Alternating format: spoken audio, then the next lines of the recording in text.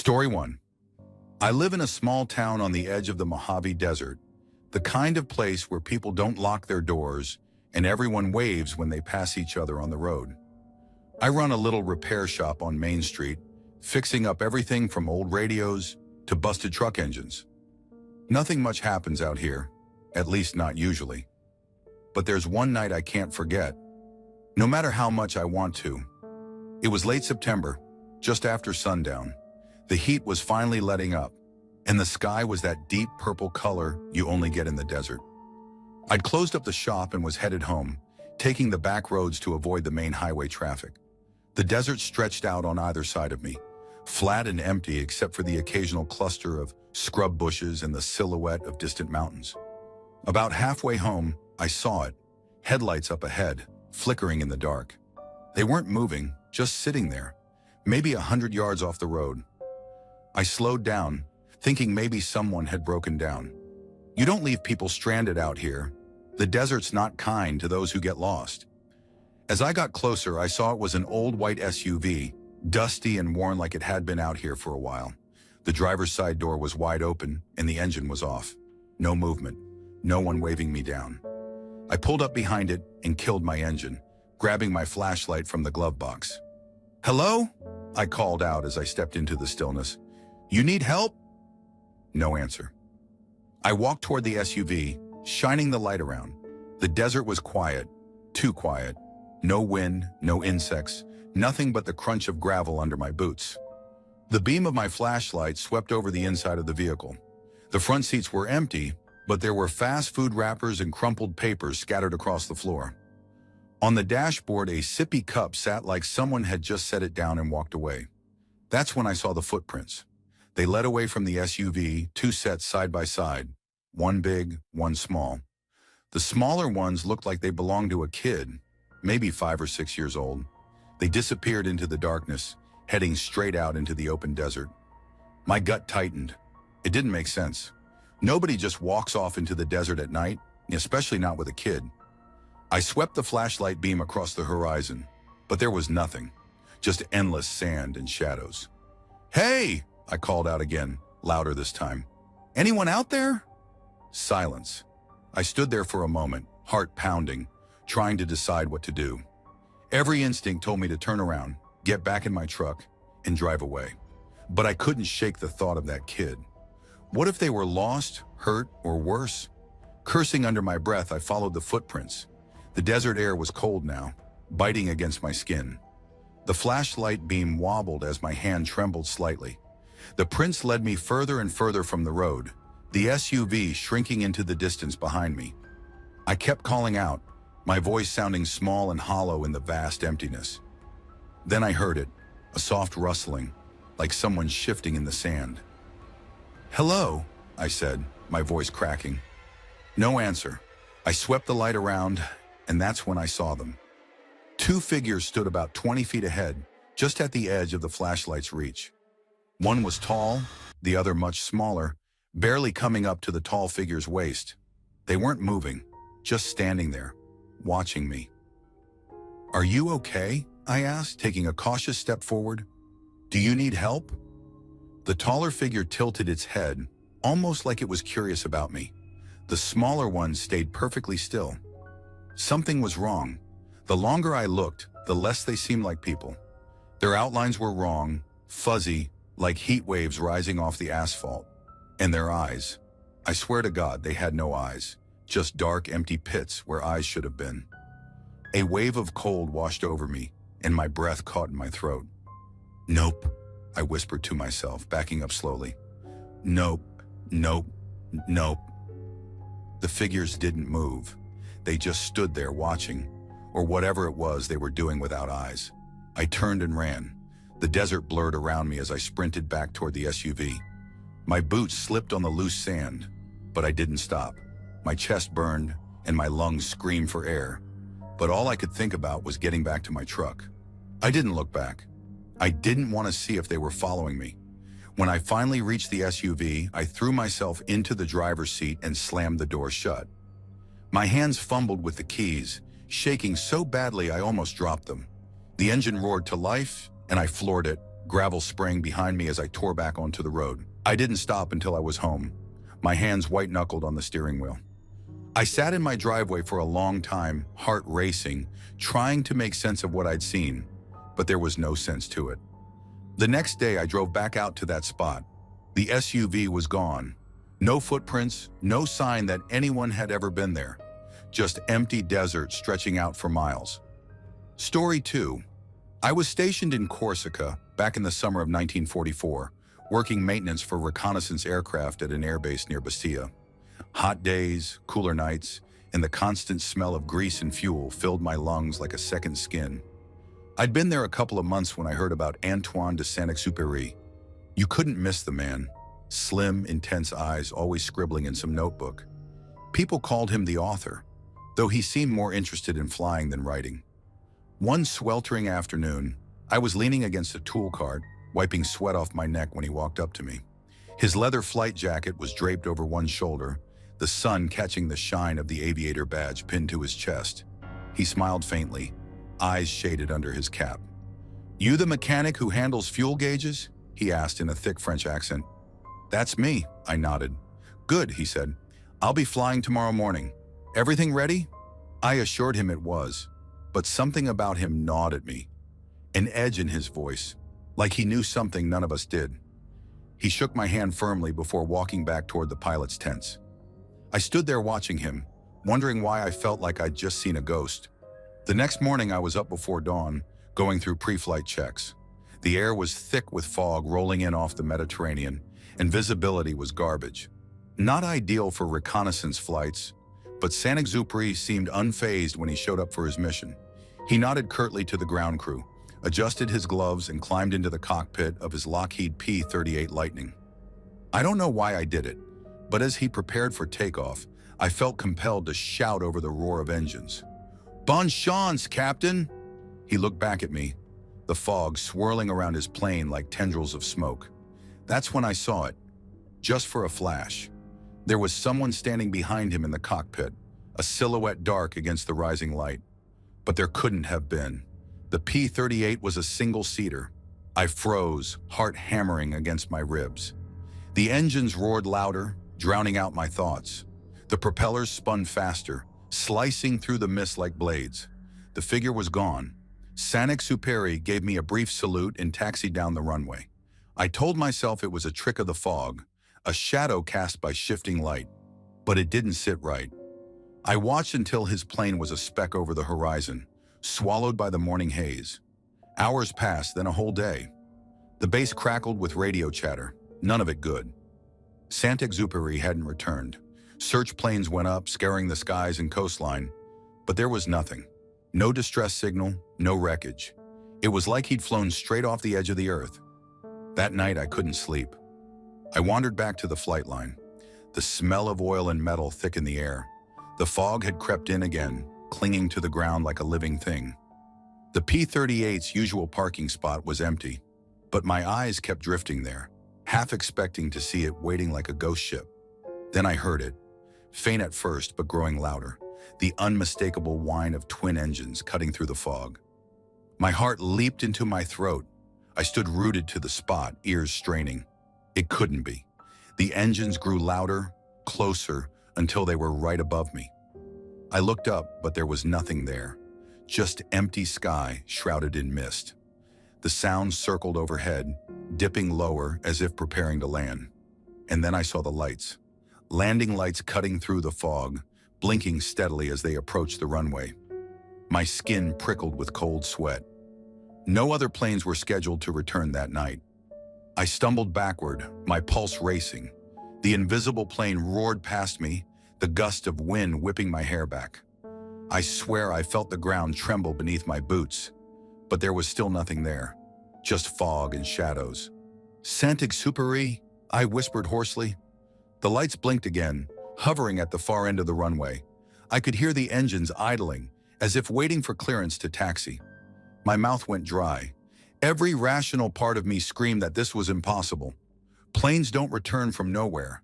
But then, just as suddenly as it had come, the sound faded. The lights blinked once more and disappeared into the fog. Silence settled over the airfield like a suffocating blanket. I stood there for what felt like an eternity, my mind struggling to make sense of what I just witnessed. When I finally forced my legs to move, I stumbled back toward the maintenance shed, my hands trembling uncontrollably. No one believed me when I told them. They said it was stress, exhaustion, maybe a hallucination brought on by too many hours on the tarmac. But I know what I saw, or didn't see. Saint-Exupéry never came back. Officially, they said his plane was likely shot down by enemy fighters over the Mediterranean. But no wreckage was ever found, not for decades. And even when they did find pieces of his plane much later, it didn't change what I heard that night on the runway. Story 3. I grew up in a small, quiet town nestled in the foothills. It wasn't the kind of place you'd expect anything terrible to happen. The kind of town where everybody waves when they pass by, even if they don't know you. We had our share of local legends, sure, stories about haunted barns and strange lights up in the hills, but nothing anyone ever took seriously. But there was one thing everyone remembered, January of 1993. That was the winter Sarah Walker disappeared. She was 14, just a freshman like me. One morning, she left for school and never made it. The police found her 3 days later, naked and strangled in a ravine just outside town. Her killer got away. For years, it was the thing no one talked about, but everyone felt. A shadow that hung over us. Parents got stricter, neighbors grew wary, and that small-town trust we used to have, it cracked just a little. I was 14 when it happened, and for a long time I told myself that what I saw one night had nothing to do with Sarah. But I'm not so sure anymore. It was a few weeks after her murder. Winter had come hard that year, and the nights were bitter cold.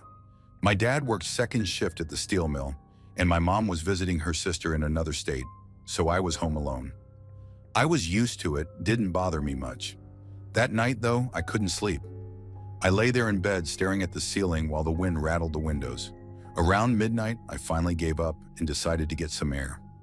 I threw on a jacket and boots and stepped outside, breathing in the sharp, icy air. Our backyard backed up to a stretch of woods that ran all the way to the ravine where they'd found Sarah. Normally, I wouldn't go near it at night, not after what happened, but something pulled me toward it that night. Maybe it was just curiosity, or maybe it was something else. The snow crunched under my boots as I made my way through the trees. The moon was high, casting long silver shadows across the ground. I told myself I wasn't scared, that I'd just take a quick walk and head back. But the closer I got to the ravine, the heavier the air felt, like the woods themselves were holding their breath, and that's when I saw him. A man was standing near the edge of the ravine, barely visible in the moonlight. He was tall and thin, wearing a dark coat that hung loose on his frame. I froze, my breath catching in my throat. At first I thought maybe it was one of the search volunteers who'd never given up on Sarah's case. But then I realized something was off. He wasn't moving. He just stood there, staring down into the ravine like he was waiting for something. I should have turned around right then and gone back to the house, but I didn't. I took a step closer, the snow crunching underfoot. The sound seemed to echo through the woods, louder than it should have been. His head snapped up. That's when I saw his face, or what was left of it. The skin was pale and stretched tight over his skull, like it didn't quite fit. His eyes were wide and glassy, gleaming in the moonlight. And his mouth, God, I'll never forget that mouth. It was twisted into a grin, too wide, like someone had cut it open at the corners. For a second, neither of us moved. My heart was pounding so hard I thought it might burst. Then he started walking toward me, not running, just this slow, deliberate stride, like he knew I had nowhere to go. I stumbled backward, slipping on the ice. My breath came in short, panicked gasps, forming clouds in the freezing air. I wanted to scream, but my voice wouldn't work. He kept coming, that grin never wavering. And then he stopped. We were just a few feet apart now, close enough that I could see the dark stains on his coat. His head tilted to the side like he was studying me. "You shouldn't be here," he said softly. His voice was thin and reedy, like wind through dead branches. I don't know how I found the strength to move, but I did. I turned and ran as fast as I could, the cold air burning my lungs. I didn't look back, not once. The trees blurred past me, shadows twisting and shifting in the moonlight. My boots slipped on the icy ground, but I kept going, fueled by sheer terror. When I finally burst out of the woods and into my backyard, I collapsed onto the frozen ground, gasping for breath. My chest heaved and my limbs shook uncontrollably. For a long time, I just lay there staring up at the sky, and then I heard it. Laughter, soft and distant, carried on the wind. I scrambled to my feet and sprinted to the house, slamming the door behind me.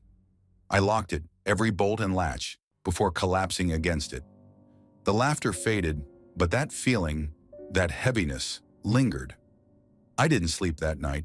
I didn't sleep much for weeks after that either. I never told anyone what happened. Who would have believed me?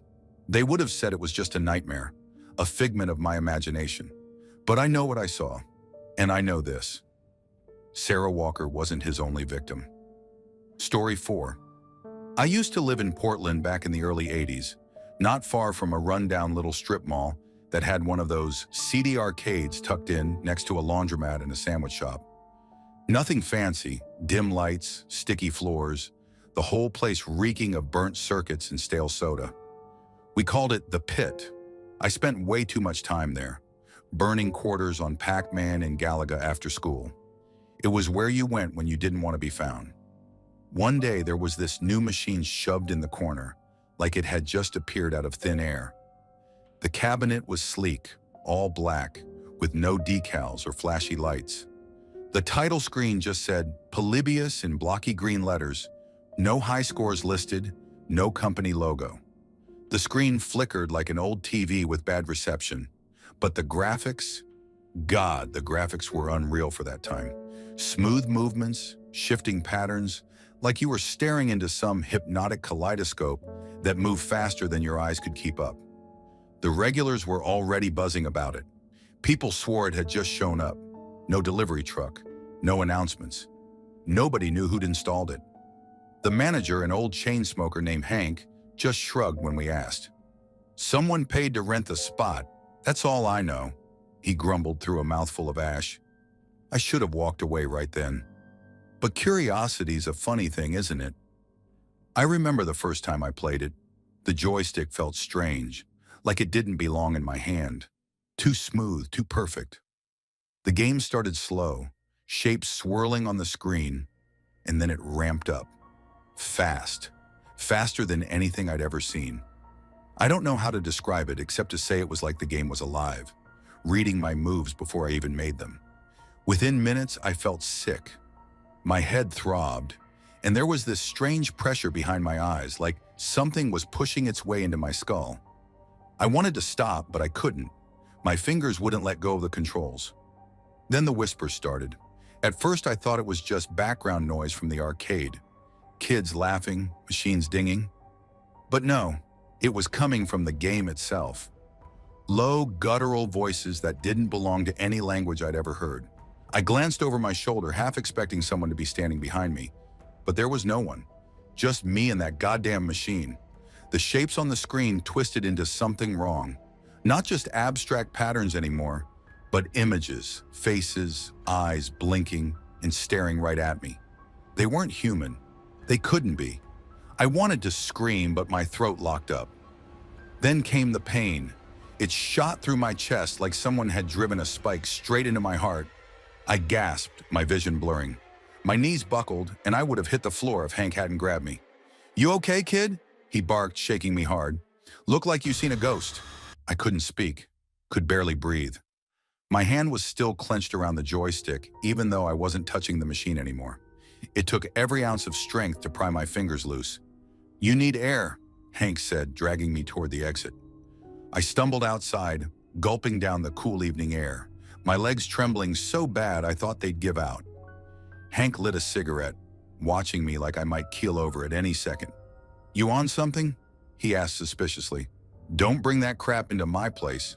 "No," I managed to croak. "It's that game." He frowned, blowing a thick cloud of smoke into the night. "What game?" "Polybius," I said, pointing toward the arcade. Hank squinted through the doorway. "Kid, I don't know what you're talking about. Ain't no game by that name in there." I froze. "What?" "I'm telling you," he insisted. Ain't no Polybius. You must have hit your head or something. I didn't argue. What was the point? But I knew what I saw. I knew what I played. The next day I went back to the pit, desperate to prove I wasn't losing my mind. But the machine was gone. Not just turned off or moved, gone. Like it had never been there in the first place. The space where it had stood was empty, dusty, like nothing had touched it in years. I asked Hank again, but he just waved me off. Told you, kid. You imagined it.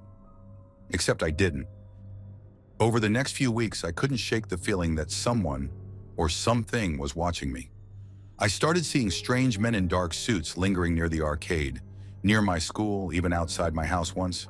They never spoke, never made a move toward me, but they were always there, just at the edge of my vision. I stopped going to the pit, stopped playing video games altogether. Story 5. I live on the edge of Windsor, right near the river. It's not much to look at. Old red brick buildings, cracked sidewalks, and streets lined with cars that have seen better days. But it's home. I've lived here my whole life, and like most people around, I got used to the constant hum that seemed to sit in the background of everything. A low, deep vibration, like a car engine idling just outside your window, day and night. Nobody ever really talked about it anymore, but you knew it was there, always, until it wasn't. It happened about 6 months ago. I was up late because I couldn't sleep. Nothing unusual for me. I work as a night janitor downtown, so my schedule's all out of whack. On my nights off, I end up pacing the living room, flipping channels or scrolling through my phone, just killing time until my body finally gives in. That night was the same routine. It was almost 3 a.m. when I realized something was off. Silence. Not just the regular quiet you get in the middle of the night. I mean dead silence. No hum. At first I thought maybe I was just imagining it. I stood there by the window, ears straining, but it was gone. The noise that had been there my whole life, the one you didn't notice until it stopped, was just gone. It was unsettling. I stepped outside onto my front porch, the wood creaking under my feet. The air was cool, damp from the river, but there was this heaviness to it, like the world had sucked in a breath and forgotten to let it out. I looked up and down the street. Nothing. No cars, no movement. Just the streetlights buzzing faintly above the empty road. And then I heard it. A metallic screech, like steel being torn apart, echoed from across the river. It was faint but sharp enough to make my skin crawl. My first thought was that it must be coming from Zug Island, the old industrial site on the Detroit side. The place had been the source of the hum, or at least that's what people said. Steel production, furnaces, heavy machinery. It made sense. But this was different. It sounded closer, like it had crossed the water and landed right in my neighborhood. The hairs on the back of my neck stood up as I took a few cautious steps off the porch, my sneakers scuffing against the concrete. The noise came again, louder this time, followed by a deep, guttural grinding that made my chest vibrate. I should have gone back inside, shut the door, locked it, and pretended I didn't hear a thing. But I didn't. Instead, I kept walking toward the riverbank, my heart pounding harder with every step. The city had fenced off most of the waterfront near my house, but there was a spot where the chain link was loose enough to slip through if you knew where to look. I'd done it plenty of times as a kid, sneaking down to skip stones across the water or just sit and think. Tonight, though, I wasn't thinking straight. The wind picked up as I neared the river, carrying with it a strange metallic tang that clung to the back of my throat. The water was black under the moonlight, rippling gently like it didn't have a care in the world. But the air was thick with tension, like something was waiting, watching. And then I saw it. A figure stood near the water's edge, barely visible in the shadows. At first, I thought it was just some drunk who'd wandered down here, maybe looking for a place to crash. But as I got closer, I realized it wasn't right. The thing was too tall, its limbs too long and thin. Its skin, if you could call it that, gleamed faintly under the moonlight, slick and dark like oil. I froze, my breath catching in my throat. It turned its head toward me, slow and deliberate, and I swear to God, I heard that same grinding noise again, like metal on metal coming from inside it. Its eyes, if they were eyes, glowed faintly, not with any natural light, but something colder, emptier. I wanted to run. Every instinct in my body screamed at me to turn around and get the hell out of there. But my legs wouldn't move. I was rooted to the spot, paralyzed by fear. The thing took a step toward me, its movements jerky and unnatural, like a marionette with tangled strings. The grinding noise grew louder, echoing off the water and making my teeth ache. I tried to scream, but no sound came out. And then, just as suddenly as it had started, it stopped. The figure froze mid-step, its head tilted slightly as if listening to something I couldn't hear. For a moment, everything was silent again. No grinding, no screeching, just the soft lapping of the water against the shore. Then it turned and walked into the river. I watched in disbelief as it disappeared beneath the surface without a splash, the water closing over it like it had never been there at all. The hum returned then, faint at first but growing steadily louder until it was back to its usual presence, filling the air like a comforting blanket. I don't know how long I stood there, staring at the water, my mind struggling to make sense of what I'd just seen. Eventually, I forced myself to move, stumbling back through the loose part of the fence and up the street to my house. I locked the door behind me and sat down on the couch, my body trembling uncontrollably. The hum was back, steady and familiar, but it didn't comfort me anymore. Story 6, I live up in Grand Marais, Minnesota, not far from Lake Superior. It's the kind of place where everyone knows each other and strange stories sometimes pop up like the mist off the lake. But nothing ever really happens. At least nothing like what I'm about to tell you. You've probably heard of Devil's Kettle Falls if you're from around here. If you're not, let me explain. It's a waterfall on the Brule River where the stream splits into two. One part flows down like a normal river, no surprises, but the other side drops straight into a black hole in the rock, swirling into nothing. Scientists have tried everything, tracking dye, logs, even GPS devices, but nobody's figured out where that water goes. It just disappears. I always thought the stories were just that, stories, until last fall. My buddy Kyle and I had decided to hike up to the falls. The tourist season was over, so we had the place to ourselves. The air was sharp, biting through our jackets, and the trees were bare, their branches scratching at the gray sky like skeletal fingers. We'd brought a couple of beers, planning to sit by the water and shoot the breeze before heading back to town. We got to the overlook where you can see the whole thing, the normal side of the falls roaring down into white foam, and the other side spiraling into that eerie pit. The sound of rushing water filled the air, drowning out everything else. Kyle popped open a beer and grinned. "You ever wonder what'd happen if someone fell in there?" he asked, nodding toward the Devil's Kettle. "Probably end up in Canada," I joked, though the thought made my stomach tighten. He laughed, but it was hollow, like neither of us really wanted to think too hard about it. We stood there for a while, just watching the water churn and vanish into the earth. That's when I saw it. At first I thought it was just a shadow, a trick of the light, or maybe some debris caught in the current. But as I stared, my chest tightened with a cold, crawling dread. There was something in the water. It wasn't a log or a rock. It was pale, human-shaped, and floating just under the surface, right near the edge of the kettle. I grabbed Kyle's arm. "Do you see that?" He squinted. "See what?" I pointed, my hand trembling. "Right there in the water. Someone's..." Before I could finish, the thing moved. It shot up out of the water like a breaking wave, its limbs flailing in unnatural angles. Its skin was waxy and gray, stretched tight over bones that looked too long, too sharp. The face, or what was left of it, was a ruin of twisted flesh, the mouth gaping wide in a scream that I swear I could hear over the roar of the falls. Kyle swore and stumbled back, dropping his beer. "What the..." I didn't let him finish. My instincts kicked in, screaming at me to run, to get as far away from that thing as possible. I grabbed his arm and yanked him toward the trail, but the thing didn't stay by the water. It climbed onto the rocks, its movements jerky and unnatural, like it had never walked on land before. Its eyes, or maybe just empty sockets, locked onto us, and I swear it grinned, its mouth stretching impossibly wide. "Go!" I shouted, my voice cracking with panic.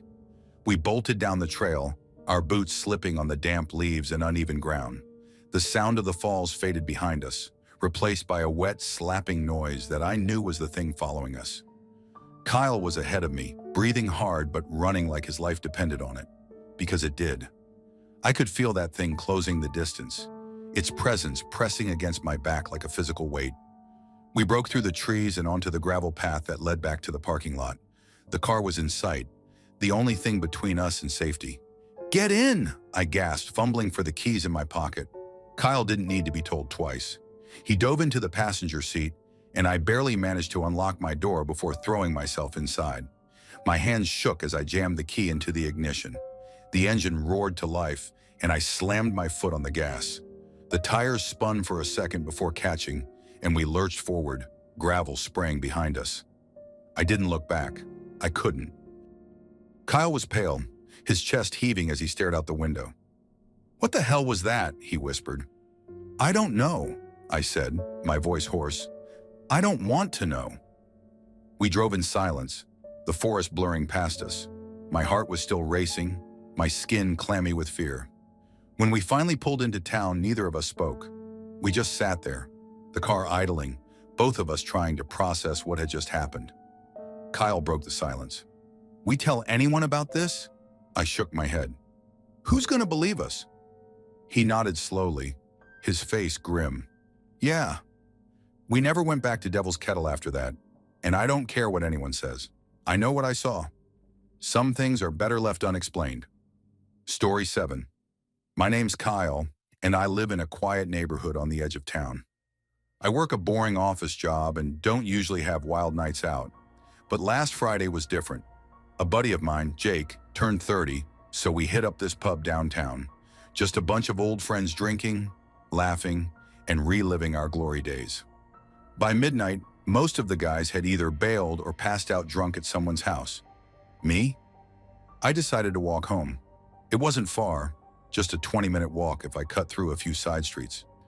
I figured some fresh air would sober me up, and besides, I like wandering alone at night. Streets are empty, the world's quiet, and it gives me time to think. I pulled my jacket tight against the chill, my breath fogging the air as I left the pub behind. Streetlights flickered overhead, casting pools of yellow light that barely fought off the dark. I wasn't scared or anything, just tipsy enough to feel invincible. About 10 minutes in, I passed this old cul-de-sac. You know the kind, right? Dead-end street with 5 or 6 run-down houses and cars rusting in driveways. I'd never paid much attention to it before, but something about that night made me stop. Maybe it was the wind pushing through the trees or the way the shadows seemed thicker down that road. I stood there for a second, just looking. No reason. The houses were dark. Nobody was awake. But there was this strange pull, like an itch you can't scratch. "Why not?" I muttered to myself, stepping off the main road and heading down the cul-de-sac. The farther I went, the quieter it got. The wind died, my footsteps on the pavement sounding way too loud. I passed the first house, empty, with boarded-up windows. The second one had an old satellite dish hanging by a single rusty bolt. By the third house, I noticed something weird. It wasn't just quiet, it was silent. No dogs barking, no distant traffic, not even the buzz of streetlights. Just this oppressive, unnatural stillness that pressed against my ears like I was underwater. I stopped walking, suddenly aware of how wrong everything felt. My breath hitched, and for a second, I thought about turning around and heading back to the main road. But curiosity's a hell of a drug, right? So I kept going. At the end of the cul-de-sac was this fenced-off lot, tall, rusted chain link with a heavy padlock keeping the gate shut. Beyond it, just an overgrown patch of weeds and some half-collapsed sheds. Nothing special. And that's when I saw him, a man standing on the other side of the fence, facing away from me. He was tall, wearing a dark coat that blended into the shadows. His head tilted slightly to the side, like he was listening for something. "Hey," I called out, my voice breaking the silence like a gunshot. He didn't move. I should have left right then. Should have turned around and walked back to the main road without looking back. But I was drunk and stupid, so instead I took a step closer. "Hey man, you good?" I asked. Still no response. I was maybe 10 feet away now. the hairs on my arms standing straight up. There was something wrong with the way he was standing. Too rigid, like he wasn't breathing. And his head, it wasn't just tilted, it was twisted at an unnatural angle, almost like his neck had been snapped. My stomach churned, a cold sweat breaking out on my back. "Yo, you need help or something?" I forced out. That's when he moved. Slow, deliberate. His head turned first, snapping around to face me before the rest of his body followed. And I swear to God, I wish I'd never seen his face. It wasn't right. His skin was pale and stretched too tight over his skull, like it had been vacuum sealed. Eyes wide, unblinking, with pupils that seemed too big for the sockets. His mouth hung open in this grotesque, frozen grin that didn't belong on a living person. I took a step back, my heart slamming against my ribs. "Nah," I whispered, shaking my head. "Nope." I turned to run, but before I could take another step, he was on the other side of the fence. I don't know how. I didn't hear the gate open, didn't see him climb it. He was just there, standing right behind me. My legs gave out and I hit the pavement hard. Pain shot through my knees, but I didn't care. All I could think was, get up, get up, get up. But I couldn't move. He knelt down inches from my face, that horrible grin never wavering. His breath smelled like rot and decay, thick and choking in my lungs. "You shouldn't have come here," he whispered, his voice crackling like dead leaves. And then he was gone. Just gone. I don't remember getting up or walking back to the main road. 1 second I was on the ground, and the next I was stumbling into the street, gasping for air. My knees were bleeding, my hands shaking so bad I couldn't even pull out my phone. Somehow I made it home, locked every door and window, sat on my couch and stared at the wall until the sun came up. The next day I went back to that cul-de-sac. The fence was gone. So were the sheds. It was just an empty lot, overgrown with weeds like nothing had ever been there. But I know what I saw, and I'm never walking home alone again. Graver. Story 8. I used to work night shifts at a distribution warehouse just off a lonely highway in the middle of nowhere. There wasn't much around except empty fields and the occasional gas station blinking in the dark like a sad little lighthouse. The place itself was an old, massive building with flickering sodium lights and concrete floors that always smelled faintly of burnt rubber.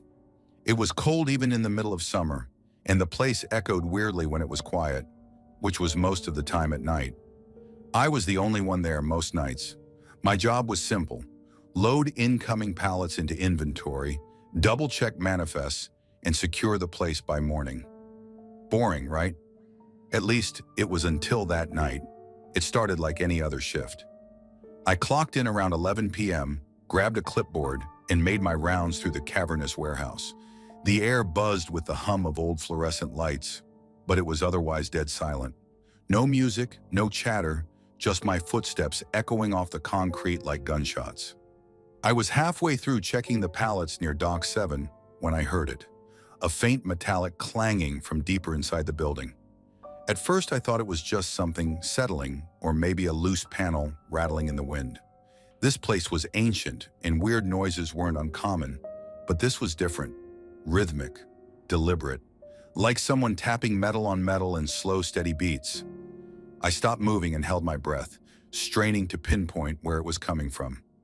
The clanging echoed through the space, bouncing off the walls, making it impossible to tell exactly where it originated. "Hello," I called out, my voice breaking slightly. No response. I told myself it was probably nothing, just a piece of machinery acting up, but my gut told me otherwise. I decided to check it out anyway, partly because it was my job, but mostly because I was too stubborn to admit I was spooked. I followed the sound toward the far end of the warehouse, past rows of towering shelves packed with crates and boxes covered in dust. The air felt colder back there, heavier somehow. The clanging grew louder with each step, echoing through the vast, dark space like a heartbeat. Then it just stopped. I froze, listening to the oppressive silence.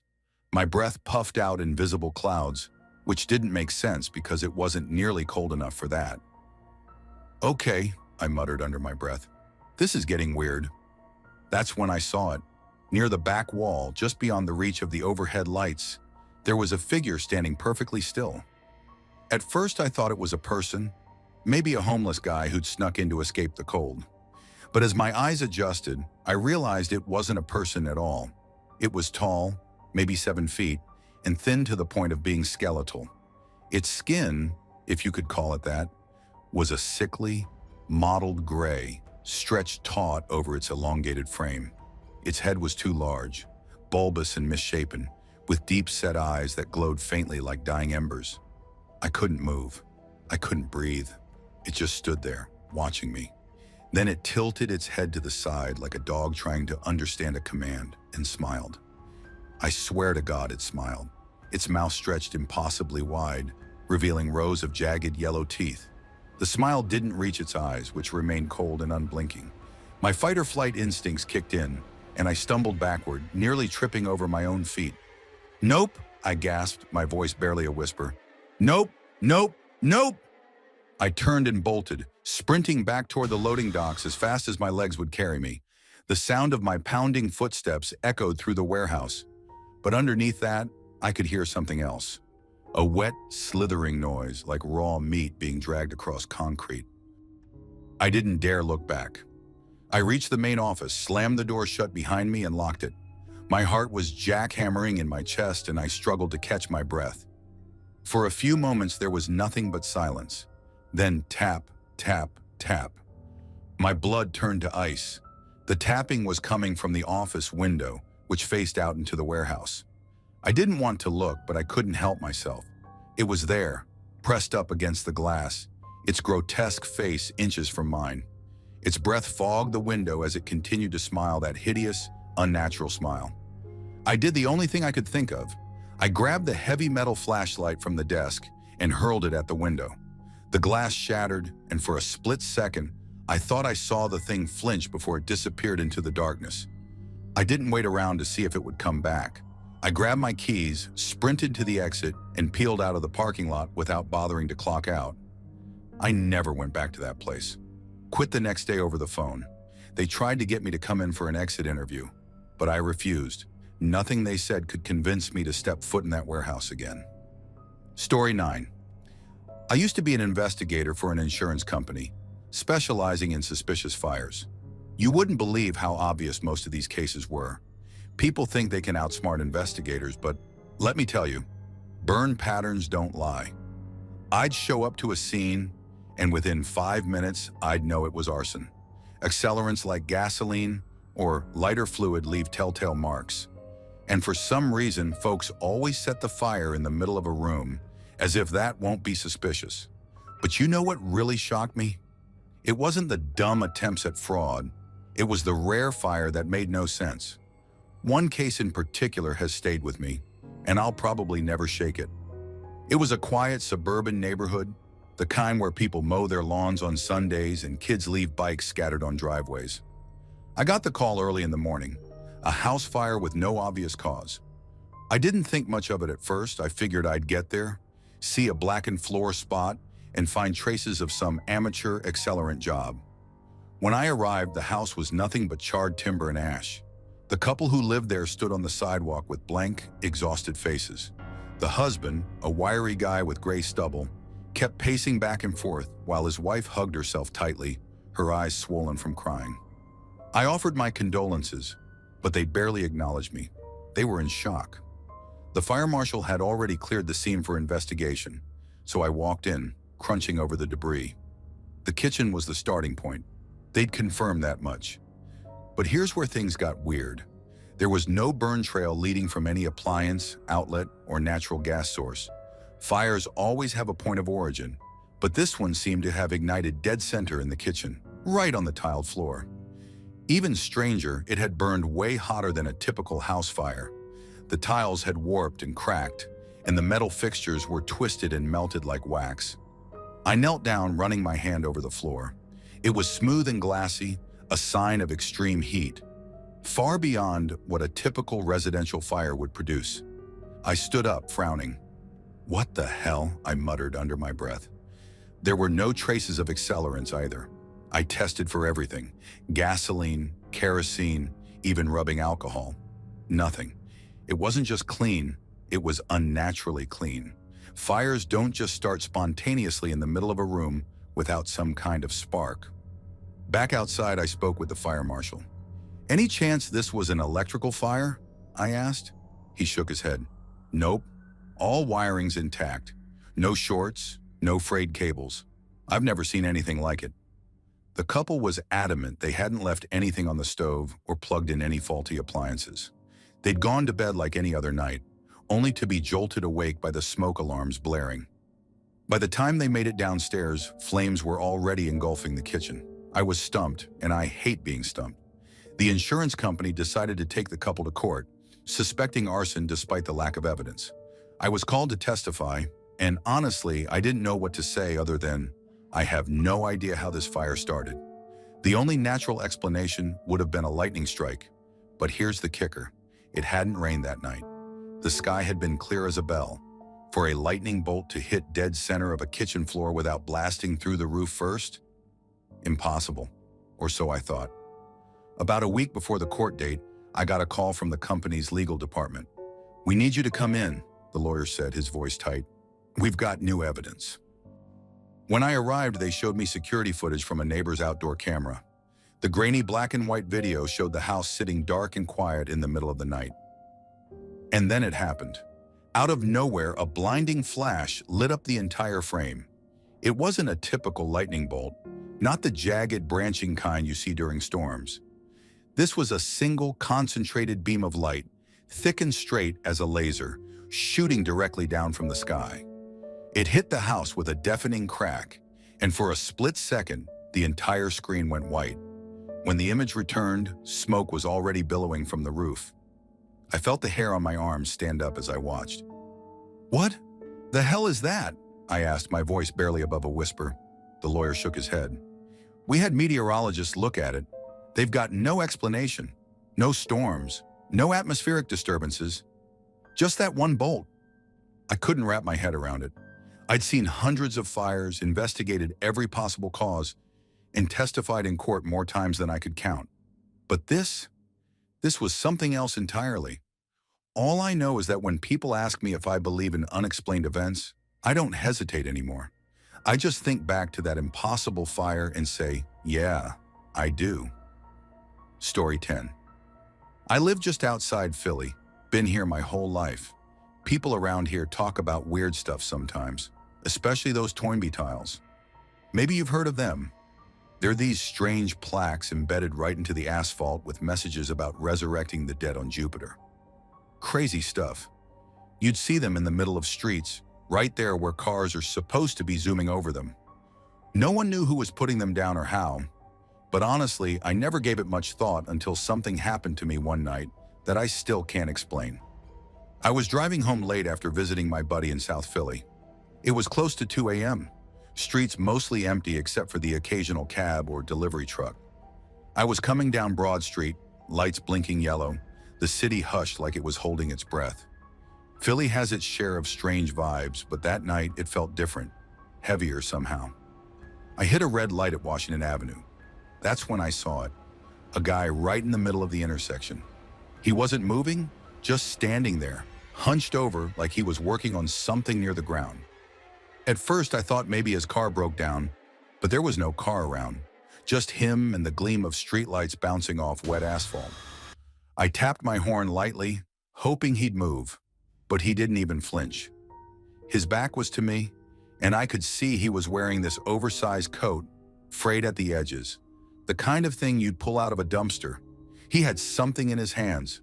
Tools, maybe? He was pressing something into the road. That's when it clicked. Toynbee tile. The guy was laying down one of those damn tiles, right there in the middle of Broad Street, like it was just a normal thing to do. I'd heard rumors about people catching glimpses of the tiler, but no one ever got a good look. This was my chance. I rolled down my window, leaned out a bit. "Hey man, what the hell are you doing?" No response. He just kept working, head down, focused like he was performing surgery. The light turned green, but I didn't move. Neither did he. I debated getting out of the car, but something about the whole thing made my skin crawl. There was this weird hum in the air, like the static from a TV that isn't tuned to any channel. It buzzed in my ears, faint but persistent. "Yo!" I shouted again, louder this time. You can't just stand in the middle of the road. Still nothing. I put the car in park, ready to step out when he finally moved. Not like a normal person, though. His head snapped up so fast it made me freeze. And that's when I saw his face, or what should have been a face. There were no features, no eyes, no nose, no mouth. Just smooth, pale skin stretched tight over bone, like someone had wiped his identity clean. I swear to God, my heart stopped. He stood up slowly, the tools clattering to the ground. For a second, I thought maybe it was a mask or something. Had to be, right? But then he took a step toward me, and I realized there was no seam, no edge where a mask would be. Just that blank, horrifying canvas. The static in the air got louder, buzzing inside my skull now. I couldn't move, couldn't breathe. He raised a hand, long, bony fingers with nails too sharp to be human, and pointed directly at me. And then he spoke, not with a voice, but inside my head. Toynbee idea, resurrect the dead. Jupiter? The words weren't just sounds, they were a command, vibrating through my entire body like an electric shock. My vision blurred, and for a second, I wasn't in Philly anymore. I was floating in some endless black void, surrounded by swirling stars and planets. And there, looming in the distance, was Jupiter. Massive, swirling, ominous. The scene burned into my brain before snapping back to reality. I slammed the car into reverse, tires screeching as I backed up. The faceless man just stood there motionless, his hand still raised. I didn't wait to see what he'd do next. I floored it, the engine roaring as I sped down Washington Avenue, heart pounding so hard I thought it might burst. I didn't stop until I was halfway across town, parked under a flickering streetlight in some random neighborhood. My hands were shaking so bad I couldn't even grip the wheel properly. For a long time I just sat there, trying to convince myself it hadn't happened. Maybe I was tired, maybe I imagined the whole thing. But when I finally got the nerve to look back, I saw it. Stuck to my rear tire was a thin sliver of something, part of a Toynbee tile, freshly pressed into the rubber. I peeled it off with trembling fingers, my breath hitching in my throat. The message was only partially visible, but I didn't need to read the whole thing to know what it said. Resurrect dead on planet Jupiter. I haven't driven down Broad Street at night since. Thanks for watching. Don't leave before leaving a like to this video. Also hit the subscribe button to support my work. And as always, have a horrific nightmare, my dear.